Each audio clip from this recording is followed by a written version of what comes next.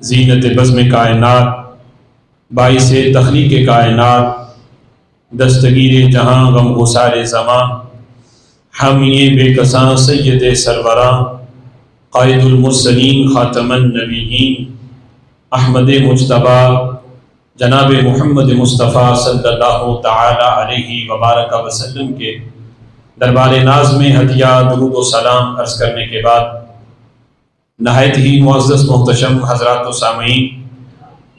رب ذوالجلال کے فضل اور توفیق سے جمعۃ المبارک کے اس بابرکت اجتماع میں ہم سب کو شرکت کی سعادت حاصل ہو رہی ہے۔ میری دعا ہے رب ذوالجلال ان مقدس لمحات کا صدقہ ہم سب کے گناہوں کو معاف فرمائے،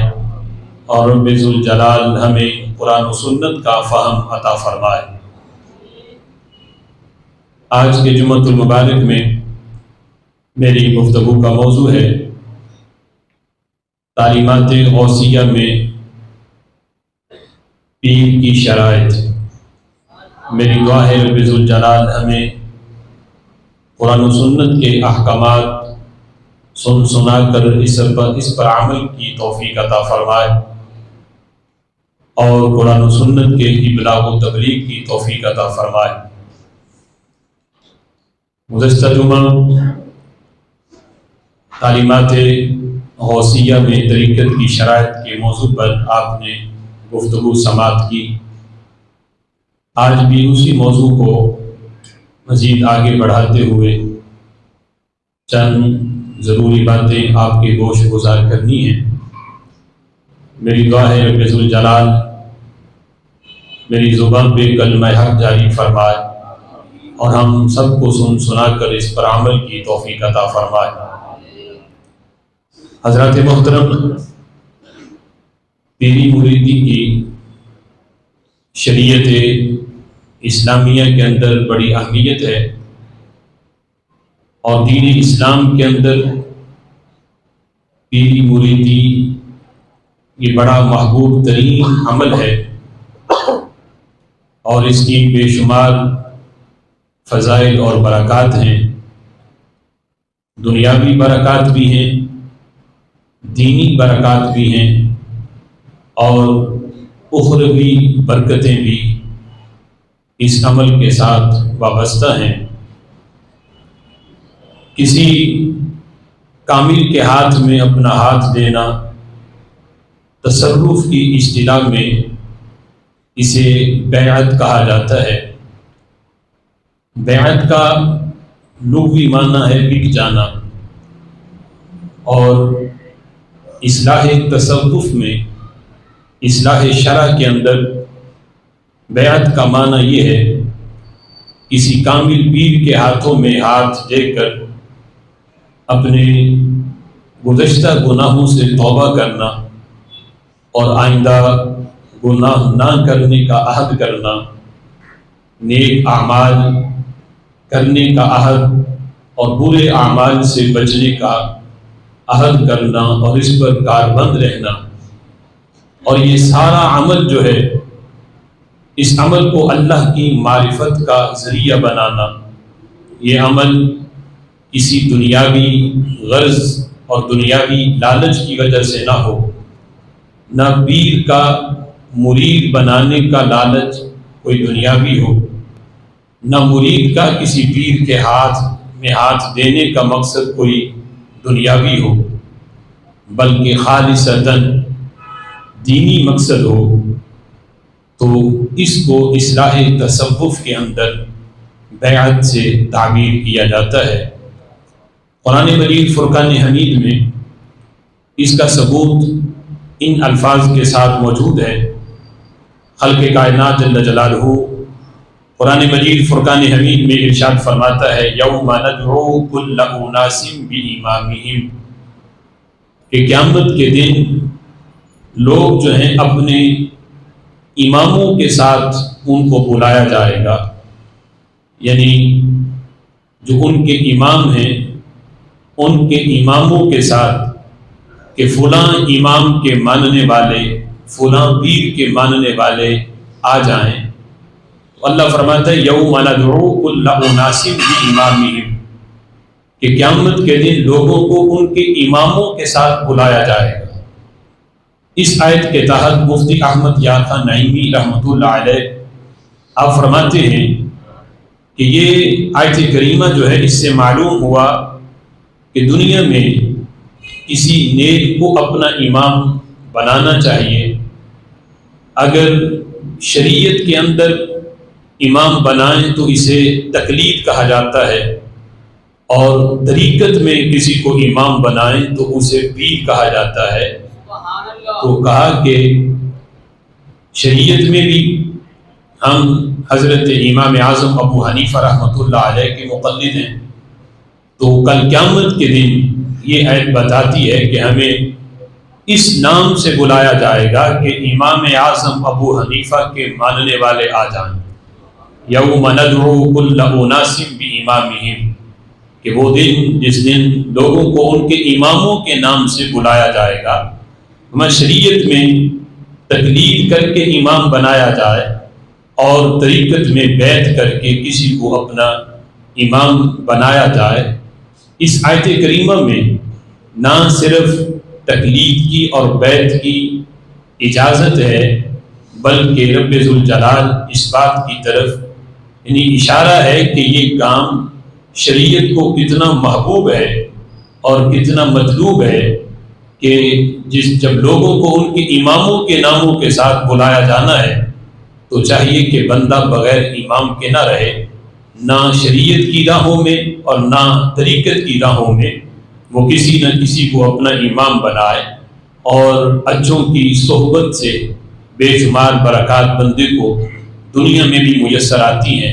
اور قبر و حشر میں بھی بندے کو جو برکات ہیں اس کی میسر آتی ہیں۔ کچھ لوگ رسول اللہ صلی اللہ تعالیٰ علیہ وسلم نے جو اپنے اصحاب سے بیعت لیتے، کچھ لوگ اس بیعت کو صرف جہاد کے ساتھ خاص کرتے ہیں کہ نبی پاک صلی اللہ تعالیٰ علیہ وسلم صرف جہاد کے موقع پر اپنے اصحاب سے بیعت لیا کرتے تھے، اور جہاد کے علاوہ رسول اللہ صلی اللہ تعالیٰ علیہ وسلم سے کسی موقع پر بھی بیعت لینا جو ہے وہ ثابت نہیں ہے۔ تو خلق کائنات جل جلالہ نے قرآن مجید فرقان حمید کے اندر اس پوری بیعت کا ذکر کیا جو جہاد کے موقع پر نہیں تھی۔ ہم کہتے ہیں کہ بیعت جو ہے اس بات پر بھی ہو سکتی ہے کہ بندہ حالت کفر میں ہو تو اسلام اس کے لانے پر بھی اس سے بیعت لی جاتی ہے،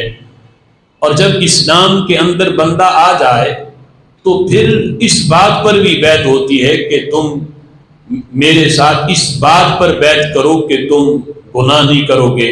تم یہ عمل نہیں کرو گے، تم اس گناہ سے بچ کے رہو گے اور یہ نیکی کا کام تم کرتے رہو گے۔ یہ بیعت بھی رسول اللہ صلی اللہ تعالیٰ علیہ وسلم سے کئی مواقع پر آپ نے اپنے اصحاب سے اس طرح بیعت لی ہے، جہاد کے مواقع پر بھی لی ہے، اور جہاد کے موقعوں سے ہٹ کر بھی رسول اللہ صلی اللہ تعالیٰ علیہ وسلم اپنے اصحاب سے اس طرح بیعت لیتے رہے۔ اور قرآن مجید فرقان حمید میں خلق کائنات جل جلالہ نے سورہ ممتحنہ کے اندر اللہ تعالیٰ نے اس بات کا ذکر کیا، یا ایھا النبی اذا جاءک المؤمنات، اے نبی جب آپ کے پاس آ جائیں مومنہ عورتیں، جب آپ کے پاس آئیں یبایعنک، تو آپ ان سے یعنی وہ آپ سے بیعت کریں علی اس بات پر کہ اللہ یشرکن باللہ شیئا، کہ وہ اللہ کے ساتھ کسی کو شریک نہیں کریں گی۔ اب مومنہ عورت پیچھے ذکر ہے کہ مومنہ عورتیں تمہارے پاس آئیں، یہ نہیں کہ معاذ اللہ وہ پہلے کفر میں تھی تو وہ اسلام لانے کے لیے بیعت کرے، یہ بیعت اسلام لانے کے بعد ہو رہی ہے کہ فرمایا تمہارے پاس مومنہ عورتیں آ جائیں، پہلے وہ مومنہ ہیں۔ مومن ہونے کے بعد لوگ کہتے ہیں جب بندہ ایمان لے آیا تو پھر بیعت کی کیا ضرورت ہے؟ تو یہاں قرآن میں رب ذوالجلال فرماتا ہے کہ محبوب جب تمہارے پاس مومنہ عورتیں آ جائیں اور اس بات پر وہ آپ ان سے بیعت لو کہ اللہ کے ساتھ وہ کسی کو شریک نہیں ٹھہرائیں گی، وہ چوری نہیں کریں گی، وہ بدکاری نہیں کریں گی، ولا یقتلن اولادہن، اس وقت جو گناہ معاشرے میں متعارف تھے تو ان سب گناہوں کا ذکر کیا گیا۔ چوری عام تھی، بدکاری اس وقت جو زمانہ جاہلیت کے گناہ تھے، لوگ اپنی اولاد کو قتل کرتے، تو رسول اکرم صلی اللہ تعالی علیہ وسلم نے ان تمام گناہوں پر، ان کے ترک کرنے پر کہ یہ گناہ ترک کرنے ہیں، اصحاب سے بھی بیعت لی ہے اور صحابیہ سے بھی بیعت لی ہے۔ اور اللہ تعالیٰ فرماتا ہے کہ محبوب وہ اس بات پر بیعت کریں کہ وہ اپنی اولاد کو قتل نہیں کریں گی، اور آپ ان سے اس بات پر بیعت لیں کہ وہ کسی پر بہتان نہیں باندھیں گی، اور آپ کی وہ نافرمانی نہیں کریں گی کسی بھی نیکی کے معاملے میں، آپ جو بھی انہیں حکم دیں۔ وَلَا يَعْصِينَكَ فِي مَعْرُوفٍ، تو فرمایا فَبَاعِهُنَّ، محبوب آپ ان سے ان ساری چیزوں پر بیعت لو، وَاسْتَغْفِرْ لَهُنَّ اللَّهُ، اور آپ ان کے لیے اللہ سے استغفار طلب کرو، ان اللہ غفور الرحیم، بے شک اللہ تعالی غفور بھی ہے، اللہ رحیم بھی ہے۔ تو اس بیعت کا ذکر خالق کائنات جل جلالہ نے خود قرآن مجید فرقان حمید کے اندر اس کا ذکر کیا، اور اس آیت کریمہ سے بھی پتہ چلا کہ بیعت صرف کفر سے اسلام پر ہی بیعت نہیں ہوتی، بلکہ مسلمان ہونے کے بعد گناہوں کو ترک کرنے پر اور نیکی کے کام کرنے پر بھی بیعت دی جاتی ہے۔ اور آج جو پیر جن کا سلسلہ متصل ہوتا ہے، یعنی جو سلسلہ چلتے چلتے پھر رسول اللہ صلی اللہ تعالی علیہ وسلم تک پہنچتا ہے، وہ کامل پیر جو ہے، آج ان کی بیعت کا انداز بھی یہی ہے، اور یہ وہ بیعت سنت ہے کہ جو رسول اللہ صلی اللہ تعالی علیہ وسلم اپنے اصحاب سے لیتے تھے، آج وہی بیعت شیخ کامل کے جس کا سلسلہ متصل ہے، وہ اپنے مریدوں سے گزشتہ گناہوں کی توبہ پر اور آئندہ گناہ نہ کرنے کے عہد پر ان سے بیعت لیتے ہیں۔ اور یہ طریقہ قرآن و سنت کے خلاف نہیں، بلکہ یہی طریقہ قرآن و سنت سے پڑا ہوا طریقہ ہے۔ اور اس سلسلہ میں اعلیٰ حضرت امام اہل سنت مجدد دین و ملت شاہ امام احمد رضا خان فاضل بریلوی رحمۃ اللہ علیہ، جب ان سے یہ پوچھا گیا کہ مرید ہونا سنت ہے یا واجب ہے، اور پھر اس کی برکات کیا ہیں، اس کے فوائد کیا ہیں، تو اعلیٰ حضرت امام اہل سنت نے اس کا جواب دیا، فرمانے لگے کہ بیعت واجب نہیں ہے تو سنت ہی، مطلب یہ ہے کہ ایسا نہیں کہ جو کرے گا نہیں وہ شرعی طور پہ گناہ گار ہوگا، کسی فرض یا واجب کا تارک ہوگا، ہے یہ طریقہ سنت، یعنی سنت سے ثابت ہے کہ اصحاب بیعت کرتے تھے، حضور ان سے بیعت لیتے تھے، یہ سلسلہ صحابہ اکرام کے طریقے اور خود رسول اللہ صلی اللہ تعالی علیہ وسلم کے طریقے سے یہ ثابت ہے۔ بیعت کرنا سنت ہے، لیکن فرماتے ہیں فائدہ اس کا یہ ہے کہ رسول اکرم صلی اللہ تعالی علیہ وسلم سے بیعت کے ذریعے یہ اتصال مسلسل ہے، یعنی اس شیخ کامل کے ہاتھ میں ہاتھ دینا جس کا سلسلہ متصل ہو، آگے اس کو بھی کسی نے خلافت دی ہو، کسی شیخ کامل نے خلافت سے نوازا ہو، پھر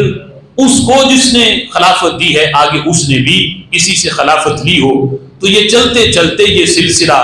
تبع تابعین تک، پھر صحابہ تک، پھر آگے خود رسول اللہ صلی اللہ تعالی علیہ وسلم تک یہ سلسلہ متصل ہو۔ یہ کڑی ایسی ہے کہ جب بندہ کسی شیخ کامل کے ہاتھ میں اپنا ہاتھ دیتا ہے تو اس کڑی کے ساتھ وہ متصل ہوتا ہے جس کی کڑی کا ایک سرا دست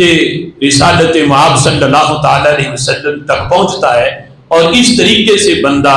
رسول اللہ صلی اللہ تعالی علیہ وسلم کی بارگاہ کے قریب ہوتا ہے اور اسے قرب خاص میسر آتا ہے۔ تو فرماتے ہیں کہ نظر والے کو، اعلیٰ حضرت فرماتے ہیں لوگ پوچھتے ہیں کہ بیعت کا فائدہ کیا ہے، تو میرے امام کہتے ہیں نظر والے کو تو اس کے فائدے دنیا میں نظر آ جاتے ہیں،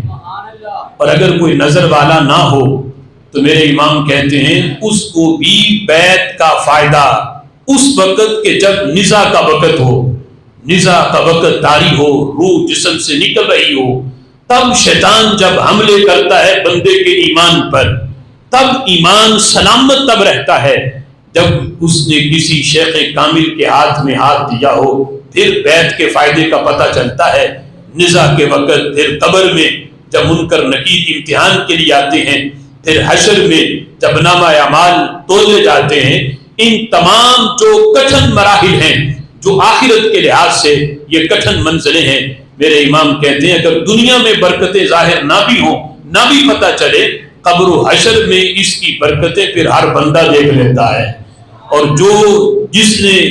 اس کا انکار کیا ہو یا اس معاملے میں سستی کی ہو کہ اس کی ضرورت کیا ہے، تو پھر اس وقت وہ بندہ پچھتاتا ہے کہ کاش میں نے بھی کسی شیخ کامل کے ہاتھ میں ہاتھ دیا ہوتا تو آج اس کی برکتیں مجھے میسر آتی۔ اور اعلیٰ حضرت امام اہل سنت نے اس کو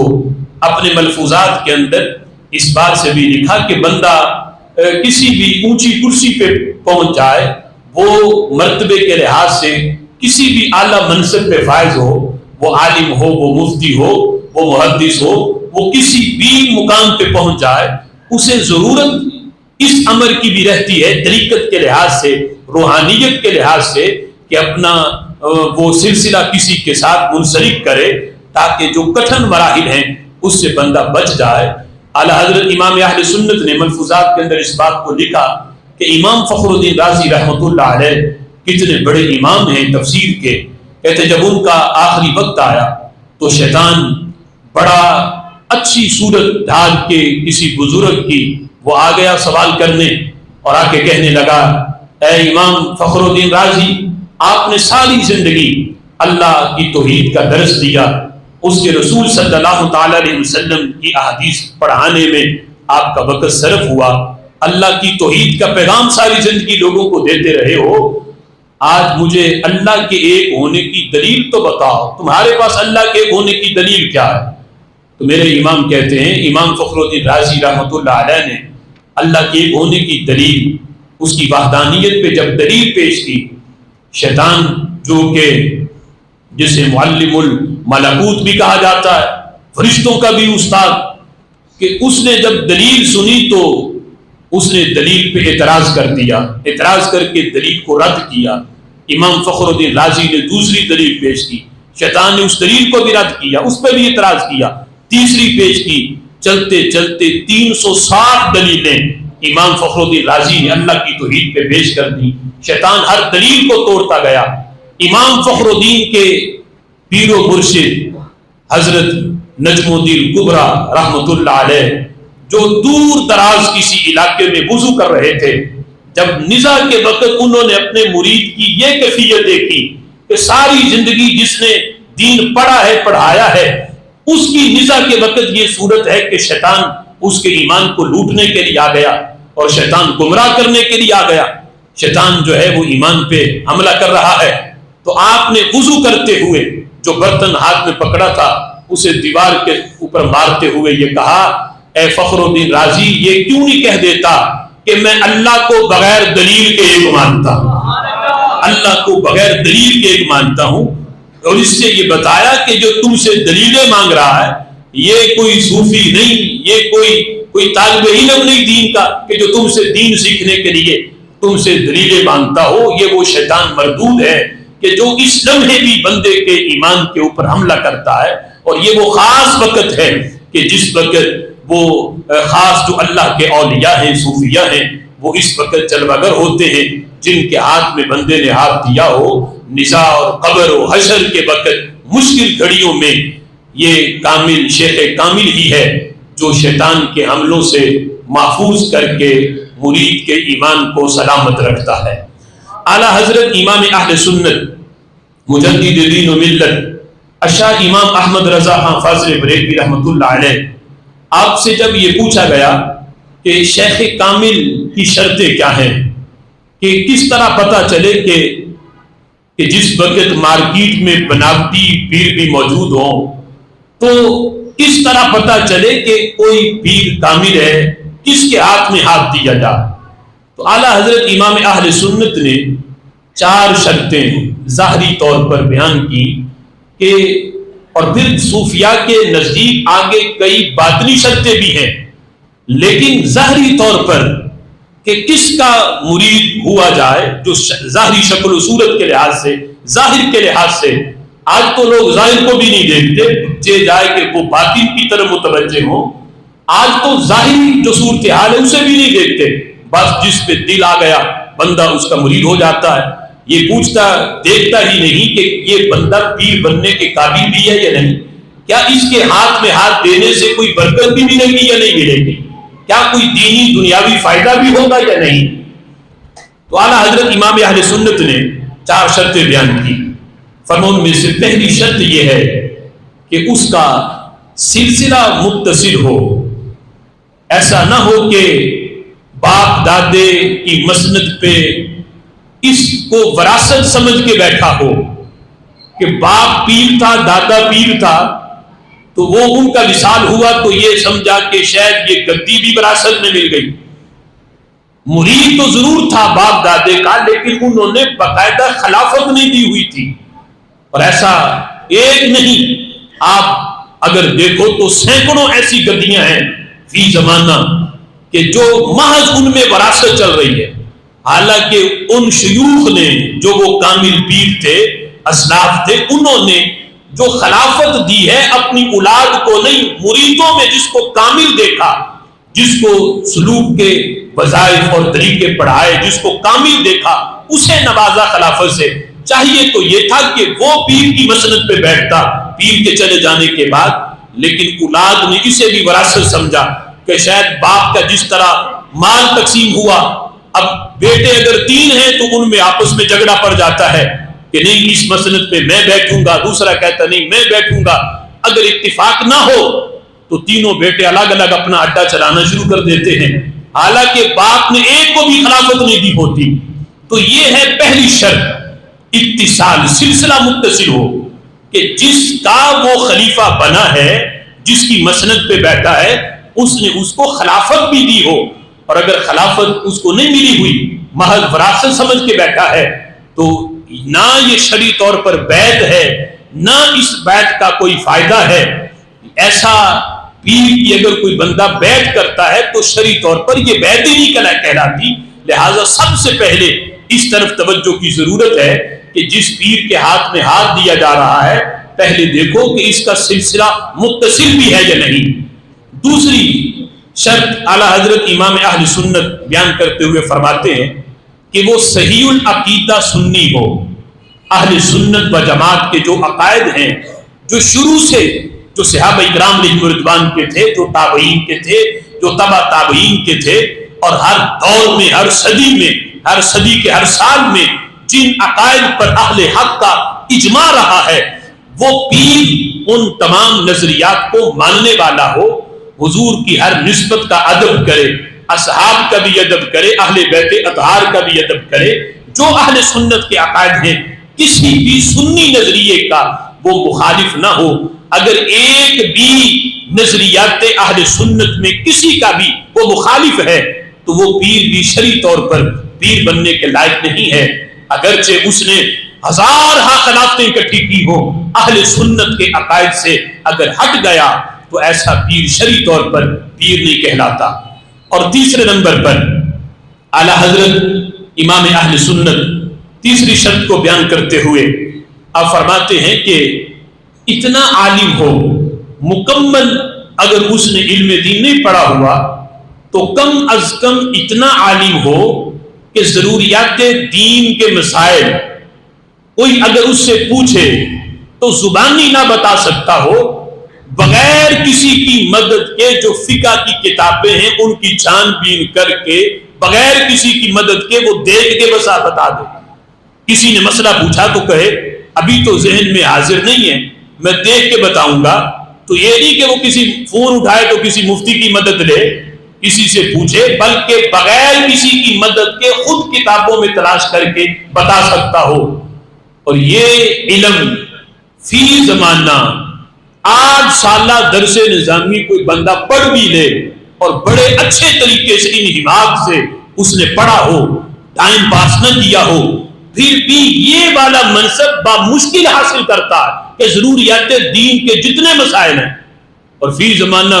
پیر یہ سمجھے کہ ہمیں پڑھنے کی کیا ضرورت ہے، اور ایک ہے کہ علم نہ پڑھنا، وہ بھی پیر بننے کے لائق نہیں، اور ایک ہے ایک پڑھنا نہ، دوسرا علماء کی مخالفت کرنا، مریدوں کو باقاعدہ یہ درس دینا کہ مولویوں کے پاس نہ بیٹھو،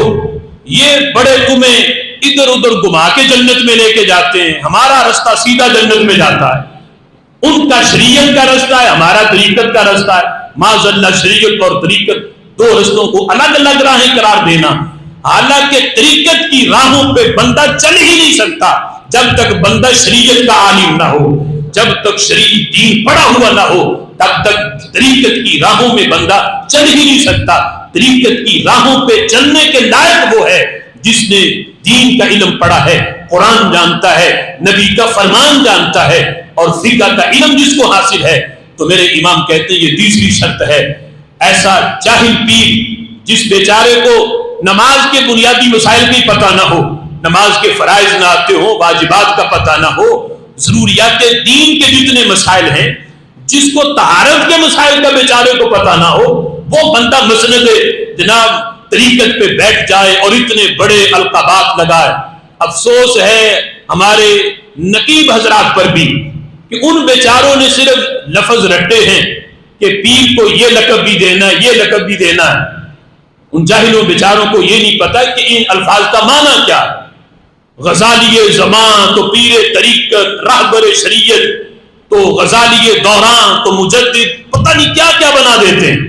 اور پیر کی صورتحال یہ ہے کہ شکل بھی اس کی شریعت کے مطابق نہیں۔ پیر بیچارے کو طہارت کے مسائل کا نہیں پتا،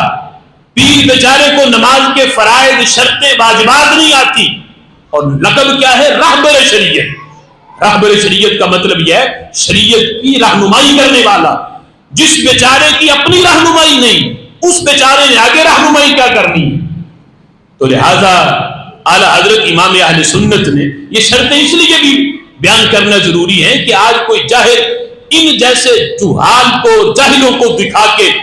اہل سنت کے اس محبوب ترین عمل پہ، پیری مریدی والے پہ، اس پہ اعتراض نہ کرے۔ ہمارے اسلاف نے تو پیر بننے کی جو شرطیں بیان کی ہیں، اگر ان شرطوں کا کوئی حامل اس کی اگر کوئی بیعت کرتا ہے تو یہ بیعت، اس کے اتنے فائدے ہیں، دنیا میں بھی نظر آتے ہیں، قبر و حشر میں بھی نظر آتے ہیں۔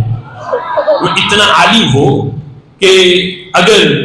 زبانی مسئلہ نہ بتائے تو بغیر کسی کی مدد کے دیکھ کے بتا دے۔ چوتھی شرط میرے امام کہتے ہیں فاسق نہ ہو، اعلانیہ گناہ کرنے والا نہ ہو۔ یہ ہے ظاہری شرطیں، چھپ کے جو بھی کرتا ہے اس کا معاملہ اللہ کے ساتھ ہے، لیکن اعلانیہ گناہ کرے اور پتہ بھی ہے کہ یہ بندہ اعلانیہ گناہ کرتا ہے۔ اب اعلانیہ گناہ ہماری اکثر عوام اس کو گناہ سمجھتے ہی نہیں۔ یہ جانور آپس میں لڑانا اور ان کا تماشا دیکھنا حرام ہے، اور باقاعدہ آستانوں پہ لڑائی کرنے کے جن والے جناب مرغے رکھے ہوئے ہیں، اور باقاعدہ اس طرح کی صورتحال، اور پیر جناب مسند سجا کے مریدوں کے ساتھ وہ تماشا دیکھ رہا ہے۔ مرید بیچارے اس عمل کو گناہ ہی نہیں سمجھتے۔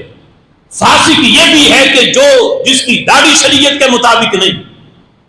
وہ بندہ بھی فاسق ہے۔ جس کے زلفیں بال جو ہیں وہ شریعت کی حدیں کراس کر جائیں، عورتوں کے مشابہ ہو، وہ بندہ بھی اعلانیہ گناہ کرنے والا، وہ بندہ بھی فاسق ہے۔ جو بغیر پردہ کے عورتوں کو ملے، دم کے بہانے انہیں ہاتھ لگائے، بلکہ مارکیٹ میں تو ایسے پیر بھی ہیں، ایسی ویڈیو بھی دیکھنے کو ملتی ہیں، اور یہ وہ لوگ ہیں جنہوں نے جو ہے وہ دین کو بدنام کیا، مسلک حق اہل سنت کو بدنام کیا۔ خدا کی قسم ایسے پیروں سے ہمارے مسلک کا کوئی تعلق نہیں۔ ہم خود ایسے لوگوں کے خلاف ہیں، اور خود ہمارے علماء ایسے لوگوں کا آپریشن کرتے رہتے ہیں جو دم کے بہانے عورتوں کے جسم پہ ہاتھ لگائے، یا یہاں تک نوبت کہ انہیں اس پیر کا دم جو ہے وہ گلے لگائے بغیر پورا نہ ہو۔ ایسا پیر نہیں، وہ خنزیر تو ہو سکتا ہے، پیر نہیں ہو سکتا۔ پیر جب تک شریعت کی حدود میں رہے، تو پیر ہے. ایسا نہیں کہ شریعت کی حدیں مرید تک تو لگتی ہیں، پیر جو چاہے کرتا پھرے. اگر کسی مرید کا بھی یہ ذہن ہے کہ پیر صاحب ہیں جو چاہیں کر سکتے ہیں، عورتوں کو یہ دم کے بہانے جو چاہیں، تو ایسا پیر بھی خنزیر ہے، مرید بھی خنزیر ہے. اسے اپنے ایمان کی فکر کرنی چاہیے. جو عام لوگوں کو کہے کہ اس میں تو شریعت کی پابندیاں لگتی ہیں اور پیر ان ساری پابندیوں سے آزاد ہے، وہ پیر مرید اپنے ایمان کی فکر کرے. ہرگز ایسے پیروں کا، ایسے مریدوں کا مسلک حق اہل سنت سے دور تک بھی کوئی تعلق نہیں. ایسے لوگ مسلک حق اہل سنت کو بدنام کرنے کی سازش کر رہے ہیں. ہمارے اسلاف کی تعلیمات یہ ہیں کہ پیر وہ ہوتا ہے جس کی صحبت میں بندہ جا کے بیٹھے، گناہوں سے نفرت ملے، نیکیوں کی طرف اس کا ذہن بنے، جس کی دیکھنے سے تمہیں رب یاد آ، اسے پیر کہا جاتا ہے. اور جس کی ظاہری شکل و صورت ہی مسلمانوں والی نہ ہو، ناخن بڑھائے ہوئے، بال بڑھائے ہوئے، 6 ماہ ہو گئے، جسے جو ہے وہ نہانے کے قریب نہ گیا ہو، اور جس نے کبھی 6 ماہ منہ تک نہ دھویا ہو، جو نماز کے کبھی قریب نہ گیا ہو، 5 وقت کی نماز تو دور، 8 دن کے بعد جمعہ تک نہ پڑھے، سال کے بعد عید تک نہ پڑھے، اور وہ کہے کہ آپ 5 وقت کی پڑھتے ہو، پیر ہمارا جو ہے وہ دل کی پڑھتا ہے، اور پیر نے تو ہر وقت نماز قائم کی ہوئی ہے. ایسا پیر بالکل پیر نہیں ہے. وہ بندہ جادوگر تو ہو سکتا ہے، مسلک حق اہل سنت کو بدنام کرنے کی وہ سازش کر رہا ہے. ہم کہتے ہیں پیر وہ ہے جس کا باطن بھی اتنا ستھرا ہو، ظاہر بھی اتنا ستھرا ہو کہ جس کو دیکھو، دیکھنے سے تمہیں رب یاد آئے. اب اس سلسلہ میں اعلیٰ حضرت امام اہل سنت نے یہ 4 شرطیں بیان کی، اور آج وہ جو حال کہ جو عورتوں کا اس انداز میں کہ ہم پیر ہیں تو عورتوں کے قرب اختیار کرتے ہیں، یا جو جاہل اپنی عورتوں کو ایسے پیروں کے پاس بھیجتے ہیں، وہ امام غزالی کا یہ قول سنیں. جب کسی نے پوچھا کہ کیا کوئی بندہ، کیا کوئی عورت کسی غیر محرم سے پڑھا سکتی ہے کہ اس سے اگر کوئی مسئلہ پوچھنا ہو، کوئی دین سیکھنا ہو تو اس سے پڑھ سکتی ہے؟ تو آپ فرمانے لگے کہ اگر پڑھانے والے حضرت حسن بصری ہوں، پڑھانے والے حسن بصری ہوں، پڑھنے والی حضرت رابعہ بصریہ ہوں، اور جو پڑھایا جا رہا ہے وہ قرآن ہو، انگریزی نہیں، وہ قرآن ہو، وہ تعویذ نہیں، وہ دم نہیں، وہ پڑھایا جا رہا ہے جو وہ قرآن ہو، تو فرماتے ہیں پھر بھی اس کی اجازت نہیں ہے. پڑھانے والے حضرت حسن بصری، پڑھنے والی حضرت رابعہ بصریہ، جو اس وقت کی زمانے کی ولیہ، جن کا ماڈل جو ہے بعد والی خواتین کے لیے، جن کا کردار ایک ماڈل کی حیثیت رکھتا ہے، جن کی ساری راتیں اللہ کی عبادت میں بسر ہوتی، وہ رابعہ بصریہ، جو پڑھایا جا رہا ہے وہ قرآن ہو، پھر بھی اجازت نہیں کہ کوئی عورت کسی غیر محرم کے پاس جا کے پڑھے. وہ کون سا دین، کون سی شریعت کہاں سے نکال لی ان پیروں نے، جو آج، اور پھر کوئی محرم بھی ساتھ نہیں ہوتا، بغیر محرم کے عورت گھر سے چلتی ہے، پیر کے پاس جو ہے وہ تعویذ کے بہانے یا دم کروانے کے بہانے جاتی ہے، اور پیر جو ہے وہ بغیر کسی کی موجودگی میں اس عورت کو جناب وہ ٹائم دیتا ہے دم کرنے کے بہانے. کس کی غیرت یہ گوارا کرتی ہے؟ وہ پیر بڑا اس کی شکل و صورت کتنی شریعت کے مطابق کیوں نہ ہو، یہ ساری شرطیں پائی کیوں نہ جاتی ہوں جو میرے امام نے بیان کی، پھر بھی کسی غیر محرم کے پاس کسی عورت کا جانا حرام ہے. جس طرح عام بندے کے پاس جانا حرام ہے، اسی طرح پیروں کے پاس جانا بھی حرام ہے. شریعت اس کی قطعی اجازت نہیں دیتا. اور آج کوئی بندہ وہ مرزا جیلوی جیسے اس طرح کی ویڈیو بنا کر ہمارے مسئلوں کو بدنام نہ کرے. ہمارے اسلاف کی تعلیمات پڑھو تو تمہیں پتہ چلے ہم نے تو خود ان کے خلاف جو ہے آواز اٹھائی ہوئی ہے. یہ 4 شرطیں اعلیٰ حضرت امام اہل سنت نے بیان کی. اب یہ ساری شرطیں کسی کے اندر پائی جائیں، سلسلہ بھی متصل ہو، وہ بندہ عالم بھی ہو، وہ بندہ ظاہری شکل و صورت کے لحاظ سے فاسق بھی نہ ہو، اور پھر یہ ہے کہ چاروں شرطیں ہوں، لیکن فرمایا کہ اس کی نیت اچھی نہ ہو، اخلاص نہ ہو، وہ مرید جو ہے وہ دینی لحاظ سے نہ کرتا ہو، لالچ ہو، دنیا کا حرص ہو، تو فرمایا یہ پیر بھی ایک نمبر پیر نہیں، یہ 2 نمبر پیر ہے۔ آج وہ ڈول کی دھاک پہ رقص کرنے والے، وہ ملنگ اور بھنگ پی کے اس کے نشے میں مست رہنے والے، یہ 2 نمبر پیر نہیں ہے۔ 2 نمبر پیر وہ ہے کہ جس کی شکل و صورت شریعت کے مطابق، سلسلہ متصل، عالم بھی ہے، ساری شرطیں پائی جاتی ہیں، لیکن باطن خراب ہے، وہ مرید لوگوں کو اچھی نیت سے نہیں کرتا، دنیاوی لالچ سے کرتا ہے، یہ خرابی اس کے باطن کی ہے، یہ 2 نمبر پیر ہے۔ وہ جو ہیں بھنگ کے نشے میں مست رہنے والے، وہ 2 نمبر نہیں، یہ غلطی ہے عوام کی کہ انہیں 2 نمبر کہہ دیتے ہیں، ان کا نمبر تو کوئی 420 میں جا کے آتا ہے۔ 2 نمبر، اب دیکھو نا 5000 کا نوٹ اصل ہو تو مارکیٹ میں 2 نمبر بھی آ جائے، تو 2 نمبر ہونے کے لیے ضروری ہے کہ نوٹ کا رنگ بھی وہ ہو، قائد اعظم کی تصویر بھی وہاں لگی ہو جہاں اصل پہ لگی ہے، پھر ڈیزائن بھی وہی ہو جو اصل میں ہے۔ ہاں جو بڑے تجربہ کار ہیں نوٹ کی پہچان میں، وہ بڑی مشکل سے اوپر نیچے کر کے دیکھیں گے کہ جو اندر چھپی ہوئی نشانیاں ہیں کیا وہ اس نوٹ میں پائی جاتی ہیں، حالانکہ ظاہری طور پہ ساری چیزیں اصل والی تھیں، تو جو باطن میں ایک چھپی ہوئی نشانی ہے وہ ماہر بندہ دیکھے گا تو اسے کہا جائے گا یہ 2 نمبر نوٹ ہے۔ تو 2 نمبر پیر وہ ہے جس میں ساری شرطیں اصل والی ہوں، باطن کی خرابی ہو، یہ 2 نمبر پیر ہے۔ اور جس کا ظاہر بالکل اصل سے ملتا ہی نہ ہو، وہ اصل کی نقل کیسے ہو سکتا ہے؟ اس کا نمبر تو کوئی 420 پہ جا کے آئے گا۔ لہذا یہ ڈول ڈمکے والے، یہ ملنگ، یہ چرس پینے والے اور یہ جو ہے وہ بھنگ پینے والے، انہیں کوئی 2 نمبر پیر نہ سمجھے، ان کا نمبر تو کوئی 400-500 سے بھی اوپر جا کے آتا ہے۔ 2 نمبر پیر وہ ہے جو اصل کا روپ دھار کے پھر عوام کو گمراہ کرتے ہیں، جن کے باطن خراب ہوتا ہے۔ میرے امام کہتے ہیں یہ ہے وہ 2 نمبر پیر جو اصل کا روپ دھار کے لوگوں کو گمراہ کر رہے ہیں۔ اعلی حضرت امام اہل سنت نے تو یہ 4 شرطیں بیان کی۔ حضور سیدی غوث اعظم رضی اللہ تعالی عنہ نے اس سلسلہ میں 12 شرطیں آپ نے شیخ کامل کی بیان کی۔ وقت کم ہے، مختصر کرتا ہوں۔ حضور سیدی غوث اعظم رضی اللہ تعالیٰ عنہ فرماتے ہیں شیخ کامل میں 12 صفات ہونی چاہیے، 2 صفتیں اس کے اندر اللہ والی ہوں، اللہ کی 2 صفات کا وہ بندہ مظہر ہو۔ 2 صفات کون سی؟ اللہ کی ایک صفت ہے ستار، پردہ پوشی کرنے والا، ایک صفت ہے اللہ کی غفار۔ فرمایا وہ پیر کے اندر بھی یہ صفتیں ہوں کہ وہ مریدوں کی پردہ پوشی کرے۔ مرید نے آ کے اپنے گھر کے حال بھی سنانے ہیں پیر کو، میاں بیوی کا جھگڑا ہوا ہے تو وہ بھی آ کے بتانا ہے، گھر کے اندر کوئی پریشانی ہے تو وہ بھی آ کے بتانی ہے۔ اگر پیر ایسا ہو کہ ایک مرید سے سنے دوسرے کو بتا دے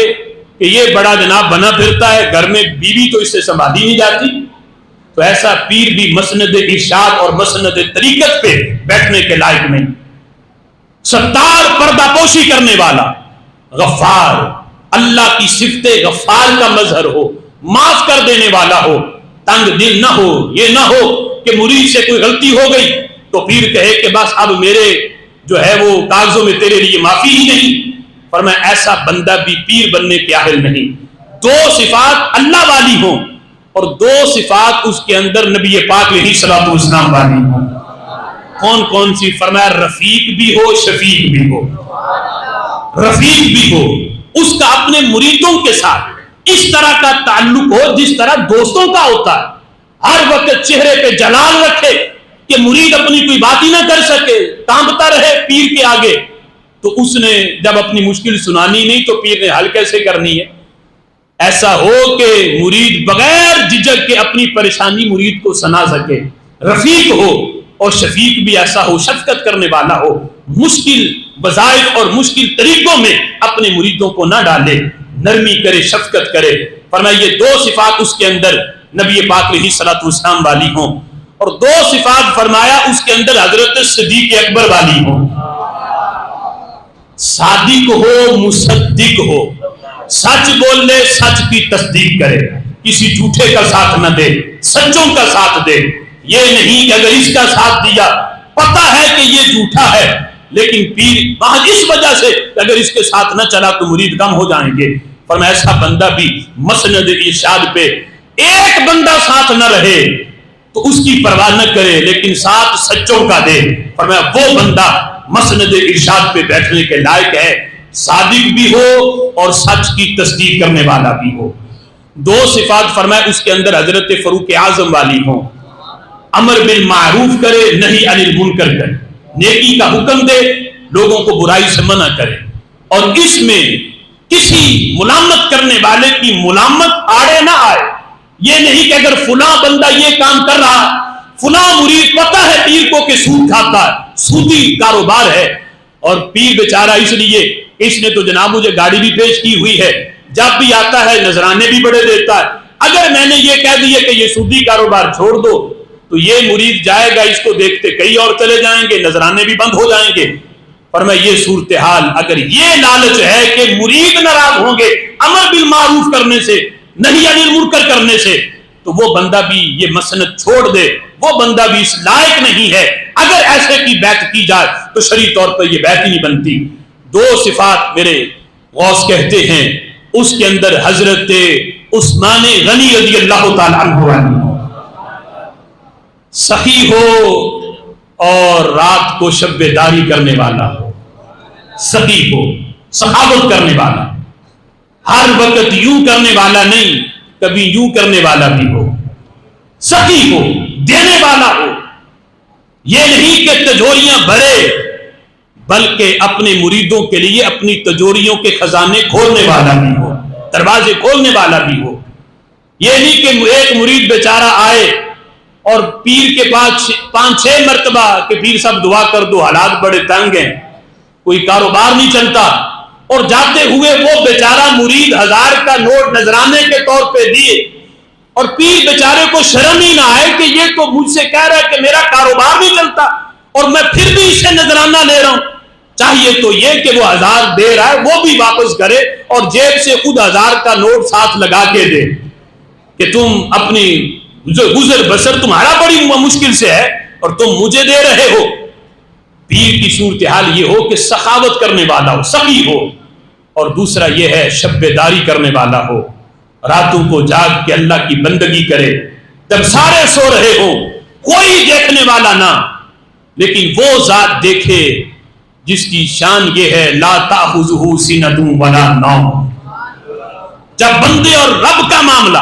اس وقت جاگ کے اللہ کا ذکر کرے، اللہ کی بندگی کرے۔ نبی پاک صلی اللہ تعالی علیہ وسلم حضرت ام المؤمنین حضرت حفصہ کہتی ہیں کہ میرے آقا جس کا جسم مبارک عرش سے بھی نرم و نازک، کہتے ہیں ان کے لیے میں رات جب وہ سوتے تو ٹاٹ کا بستر ہوتا تو وہ ڈبل طے کر کے میں ان کے لیے بچھاتی۔ کہتی ایک دن میرے دل میں خیال آیا کہ 2 تہیں کرنے سے بھی بستر میں نرمی نہیں آتی، تو کہتی ہیں کہ میں نے اس کی 4 تہیں کر دی، 4 تہ کر کے میں نے بستر بچھایا، اور کہتے ہیں اس دن میرے آقا معمول سے ہٹ کر کچھ زیادہ آرام فرمایا، تو جب بیدار ہوئے تو فرمایا اے حفصہ آج بستر تبدیل کیا ہے؟ تو عرض کرتی ہیں محبوب تبدیل نہیں کیا، آج صرف تہ جو ہے میں نے 4 کر دی تاکہ اس کے نرمی کی وجہ سے آپ آرام سے سو سکیں۔ فرمایا آج بستر کی نرمی نے مجھے رات کی نماز سے روک دیا کہ جتنی جاگ کے میں نفل کثرت سے پڑھتا تھا آج ان میں کمی آ گئی۔ وہ محبوب جن کو اللہ خود فرمائے یا ایھا المزمل، اے چادر اوڑھنے والے ساری ساری رات قیام نہ کیا کر، سو بھی لیا کر، آرام بھی کیا کر، جنہیں رب خود فرمائے کہ محبوب آرام کیا کر، وہ نبی کہیں کہ بستر کی 4 تہیں، وہ بھی ٹاٹ کا بستر، اور اتنی ہلکی سی نرمی کی وجہ سے تھوڑی دیر معمول سے ہٹ کے آرام فرمایا، تو میرے نبی نے تو اس کو بھی پسند نہ کیا۔ آج وہ نرم و نازک بستروں پہ بیٹھنے والے، وہ گدی نشین، اور سمجھے یہ کہ ہم نبی پاک علیہ الصلوۃ والسلام کا وہ جو سلسلہ ہے ان کا فیض جو آگے پہنچا رہے ہیں اور ان کے طریقے سے کوسوں دور ہوں تو وہ کبھی بھی امت کو مریدوں کو فیض نہیں پہنچا سکتے. فیض انہیں ہی ملتا ہے جو ظاہری صورتحال بھی اور باطن کے لحاظ سے بھی نبی پاک علیہ الصلوۃ والسلام کے طریقے پہ چلنے والا ہو. دو فرمایا اس کے اندر صفات حضرت مولا علی والی ہو. عالم بھی ہو بہادر بھی ہو. عالم ہو, عالم کا بتا دیا, بہادر ہو, بزدل نہ ہو. یہ نہیں کہ حق بات کہنے سے ڈر جائے کہ اگر میں نے حق بات کہی تو فلاں مرید اتنے, وہ تو فلاں پارٹی کے ساتھ ان کا تعلق ہے, وہ تو سارے گئے. اگر میں نے اس موقع پہ حق بات کہی تو ان کا تعلق فلاں پارٹی سے ہے, وہ سارے ناراض. اور میں ایسا پیر بھی پیر نہیں. پیر وہ ہے جو حق بات بمانگے توحل کہے. آج اگر فی زمانہ ہم صورتحال دیکھیں, جو مسئلہ چل رہا ہے وہ مسئلہ فلسطین کا ہے. مجھے بتاؤ کتنے آستانے ہیں, لاہور سے شروع ہو ادھر پنڈی تک جاؤ, ادھر سے شروع ہو ادھر ملتان تک, اور اس سے آگے دیکھو بڑے سے بڑے آستانے. کس پیر نے یہ اعلان کیا کہ آج جتنے میرے مرید ہیں سارے نکلیں, ہم فلسطین کے حق میں آواز بلند کریں گے؟ کیا کسی خانقاہ سے کسی پیر نے کوئی جلسہ رکھا ہو کہ ہم فلسطین کے حق میں ہم یہ جلسہ کر رہے ہیں؟ دور دور تک دیکھو گے تو تمہیں خانقاہوں سے آستانوں سے یہ آواز نہیں آئے گی. وجہ یہ ہے ان پیروں کے بیرون ملک کے دورے بند ہو جائیں گے. وہ امریکہ مرد آباد کے نعرے کس طرح لگائیں, وہ اسرائیل مرد آباد کے نعرے کیسے لگائیں, وہ یہودیوں مرد آباد کے نعرے کیسے لگائیں؟ ان کے آقا ان سے ناراض ہوں گے. کسی کے پاس امریکہ کی نیشنلٹی, کسی کے پاس یوکے کی, کسی کے پاس کینیڈا کی. انہیں پتا ہے اگر ہم یہ نعرے لگائیں تو یہ ساری نیشنلٹی ہم سے ختم ہو جائیں گی, ہم نذرانے اکٹھے کرنے پھر بیرون ملک نہیں جائیں گے. یہ چیلنج ہے, بڑے سے بڑے آستانے کے پیر نکلے. لیکن آپ مرید جتنے بھی آواز اٹھاؤ گے, کسی آستانے سے امریکہ مرد آباد کا نعرہ آپ نہیں سنو گے. فلسطین کے حق میں باقاعدہ ان کے آستانوں کی طرف سے کوئی بینر چھپ کے کسی نے آواز اٹھائی ہو, دور دور تک آپ کو یہ منظر نظر نہیں آئے گا. تو یہ ساری چیزیں ہیں, ان کو دیکھو, یہ ساری چھان بین کر کے پھر کسی کے ہاتھ پہ ہاتھ دو. تو اگر یہ ساری چھان بین کر کے ہاتھ دو گے تو اللہ کے فضل سے دنیا میں بھی فائدہ ہوگا, قبر و حشر میں بھی فائدہ ہوگا.